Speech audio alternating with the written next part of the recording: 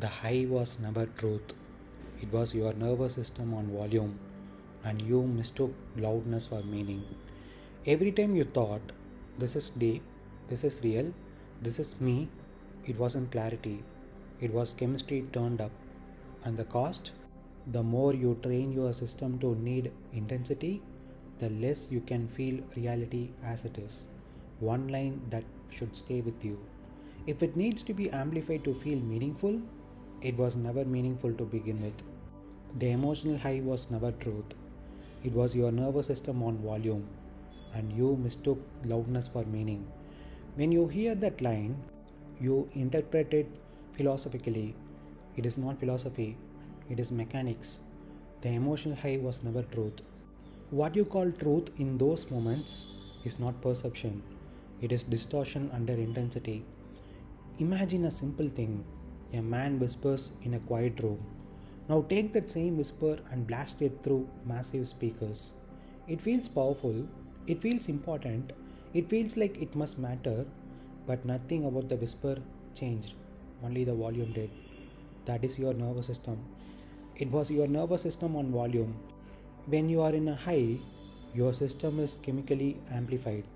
Everything is louder inside you: sensations, thoughts, memories, imagination. Signals that are normally subtle become overwhelming. Now, here is the crucial part. You do not experience this as my system is amplified. You experience it as this moment is special. That is the mistake. And you mistook loudness for meaning. Because the human mind uses intensity as a proxy for truth. If something feels strong, it must be real. If something hits hard, it must matter. If something moves me deeply, it must be important. This is false. Intensity is not a measure of truth. It is a measure of activation. A calm mind can see something clearly and feel almost nothing. An activated mind can feel everything intensely and see nothing clearly. But you trust the second one because it feels alive. So when you are listening to music, getting lost in those peaks, you think, this is when I understand life. This is when I feel the truth.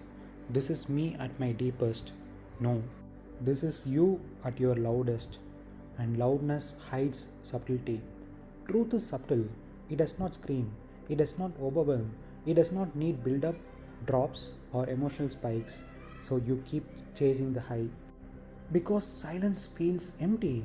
But silence only feels empty to a system that has been trained to expect noise. The real shift. The moment you see this clearly, something breaks.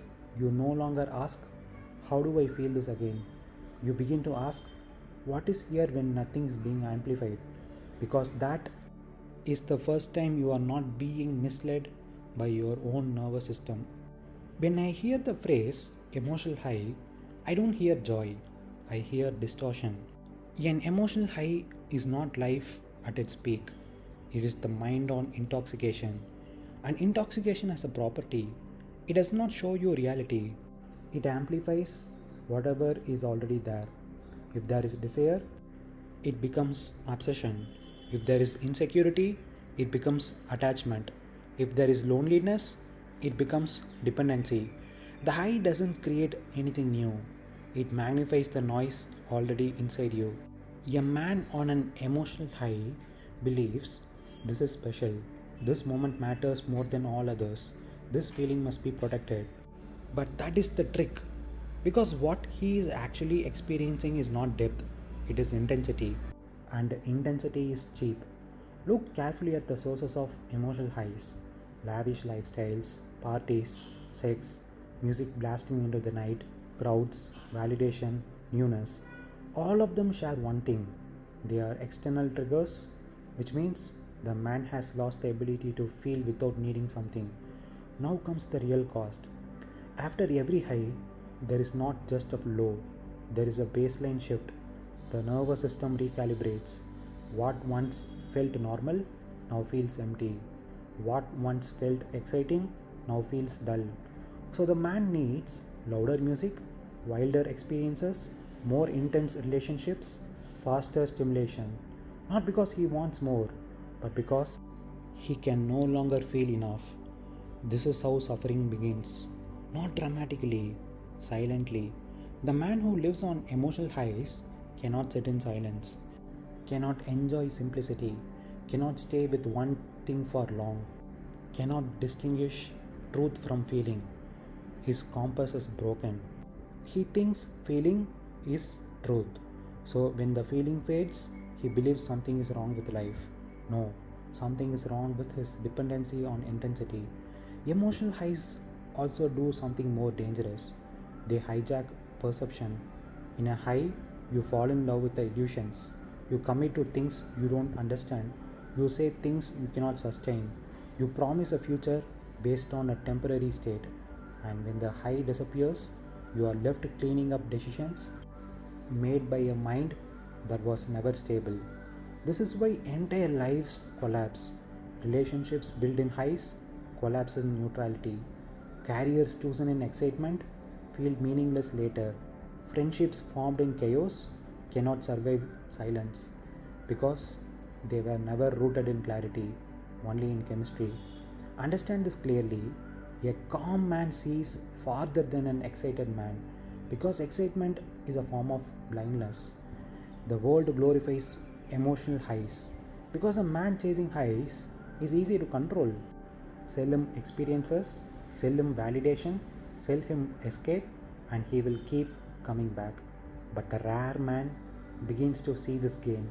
He notices every time I chase a high, I pay for it later, and slowly something changes. He stops asking, how do I feel more? And starts asking, what remains when the feeling disappears? That is where truth begins, not in the high, but in what survives without it. Emotional highs are not dangerous because they feel good. They are dangerous because they train you to need what cannot last. And a man who needs what cannot last will spend his entire life running in circles, mistaking intensity for meaning. You think you are reacting to music, parties, scenes, moments. You are not. You are reacting to chemistry. When you enter an emotional high through music, through girls, through parties, lavish lifestyle, your nervous system does something very precise. It abandons balance. The body shifts into a state of arousal, not sexual arousal alone, but neurological arousal. Your system floods with dopamine, anticipation, craving, reward seeking, adrenaline, epinephrine, urgency, energy, heightened alertness, cortisol, stress activation, intensity, focus, sometimes serotonin fluctuations, mood elevation or instability. Your heart rate rises, breathing becomes shallow and fast, senses sharpen, time can feel distorted. Now listen carefully. None of this is meaning, it is activation. But the mind cannot tolerate raw sensation, so it does what it always does. It creates a story. You feel a surge in your chest. The mind says, this song is powerful, this moment is special, this feeling means something. No, the body is simply firing. Here is where the trap tightens. The stronger the chemical surge, the more convincing the story feels. Not because it is true, but because intensity feels like truth. This is how amplification happens. A beat drops, a scene hits, a memory triggers, your nervous system spikes, dopamine plus adrenaline. Sensation becomes intense. The mind rushes in to label it. The label feeds the sensation. The sensation grows stronger. Now you are inside a loop, a closed circuit. Chemistry, story, more chemistry, stronger story. And soon you are no longer listening to music. You are inside an experience you are co creating. This is why listening to music, moments, when you are looking at a girl, and when you fantasize romantic scenarios, you feel so powerful. You are not just consuming, you are slowly engineering your own nervous system spikes layer by layer. Sound, memory, imagination, anticipation. You are building a controlled intoxication. Now comes the part most people never see. Every spike has a cost. The nervous system is not designed to stay high. So after the surge, it drops below baseline, not just neutral, below, which means silence feels empty, regular life feels dull, focus becomes harder, you crave the next spike, not because life is boring, but because your system has been recalibrated upward artificially. This is how dependency forms. Not addiction in the dramatic sense, but subtle reliance. You begin to need stimulation just to feel normal. And the most dangerous part, you begin to trust the states where your system is most distorted. You think, I feel alive when I'm like this. This is when I understand things deeply. This is who I really am. But those are the moments where your biology is loudest and your clarity is weakest. A quiet nervous system does not shout. So it feels like nothing.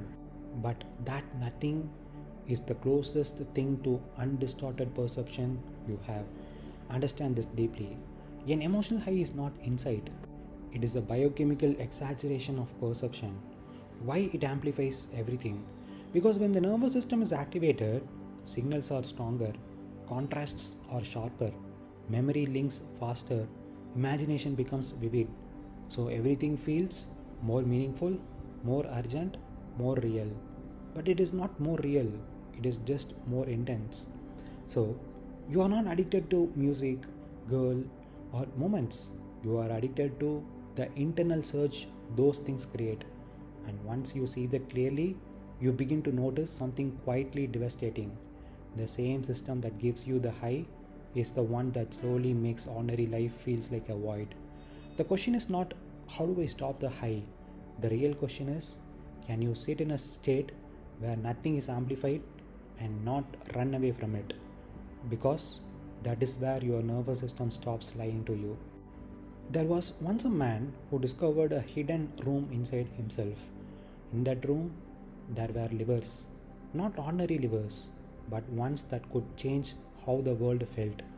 One day, he pulled a lever, music flooded in. Now, his world is full of beautiful romantic moments. The walls began to glow, colors deepened, his heart beat louder, faster, fuller. Everything felt important. He whispered to himself, This, this is life. So he pulled the lever again and again. Soon, he learned how to build entire nights inside that room. He arranged sounds like a sculptor. He layered memories. He replayed moments. He added imagination where reality was lacking. And each time, the room exploded into sensation. When the drums hit, his chest felt like it would burst.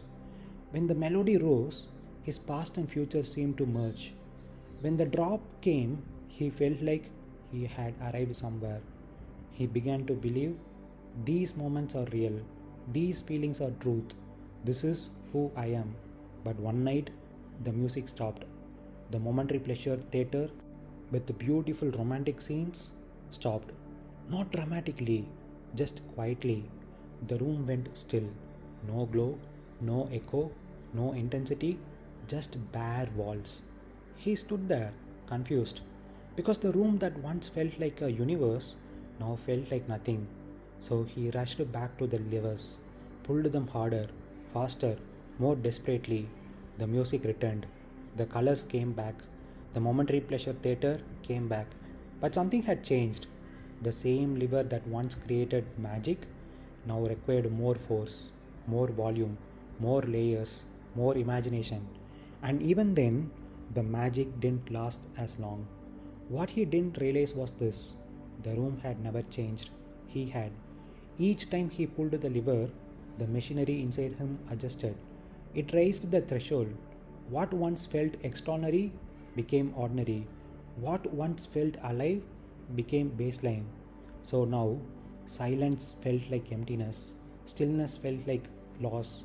Normal life felt like absence. He thought something is wrong with the world, but nothing was wrong with the world.